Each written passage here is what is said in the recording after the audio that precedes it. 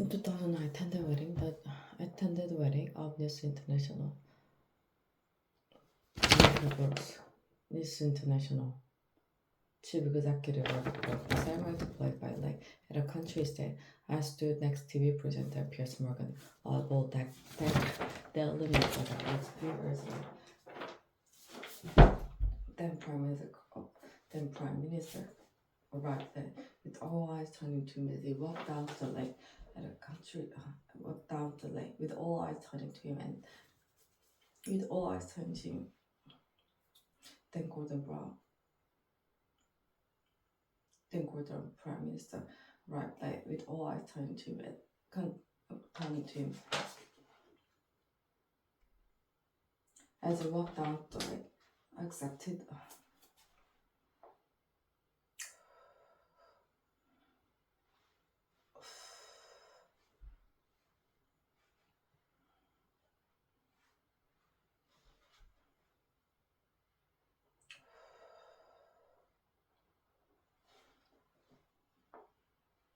They talked to the lake. I stood next to TV presenter Piers Morgan while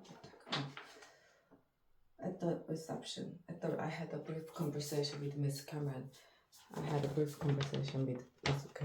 said I hoped he would not in upcoming election, but that if we did, and if we wanted to act to improve our competitive standard and the press, I would support him. But sometimes the journalists in me had known that the relationship between politics and the media was not serving the public.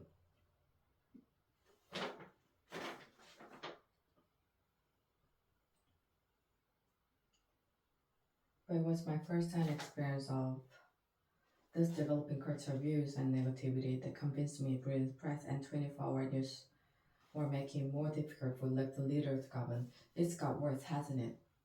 He said, implied that he would be a much stronger prime minister were he to take office, not feeling he owed anything to the big media groups. At that point, Mr. Murdoch joined us, and we changed the subject. Perhaps we should not have done so, but that we did, and however illustrated something of the dishonesty at the heart of what is essentially political and commercial relationship. It is not easy to do what Ed Miliband, Labour leader, did last week, make himself an enemy of some of the media's most powerful forces. He was right that Labour got too close to News International, but he was also right that given the media bias against it, he knew why we tried to level the playing field.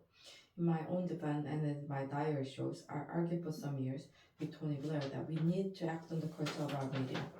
At that point, he ticked me off, asking that I not make my views so obvious in front of Mr. Murdoch and his son James and Lexington, then chief executive of International. Ultimately, Mr. Blair thought the press had become a political company, but that given all our other priority, people would not understand our taking them on. He also thought it would look like revenge for the fact they had turned against us, and there were political considerations too.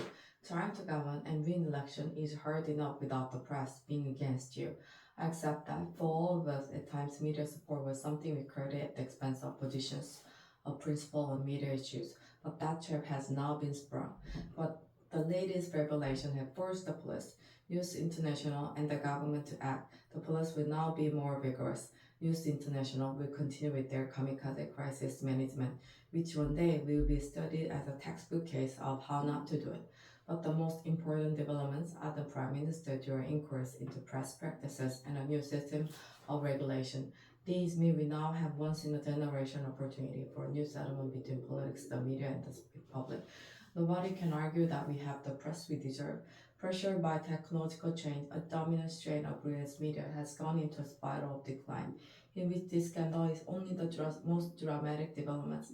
Mr. Cameron did not look comfortable announcing the reviews. He has personal relationship at stake, and given he hired Andy Curtin as his communications director, his judgment is true. Already the backlash from part of the press has begun as they seek to maintain that anything but two-slip self-regulation is an assault on the free press. But Mr. Cameron must stand back from all of that and ask himself what is the right thing to do. He did some of it last Friday. The judicial inquiry should be far-reaching. The news of the world is far from alone in the use of dubious and illegal practices, as widely ignored reports from the Information Commissioner have shown. Part of Britain's media reminds me of the trade union before Mrs. Thatcher. They feel untouchable. As I say above, Labour could and should have done more to deal with the fare beast.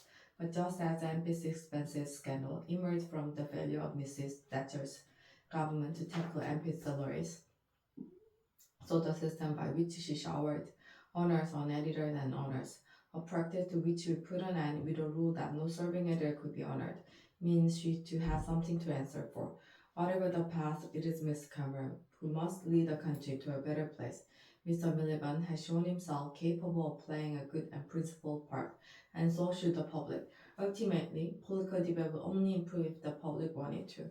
If they channel the anger at recent event into an assessment of what kind of paper they read, whether they really want to live on a diet of celebrity, trivia, negativity, and abuse, to coin a phrase, we are all in this together.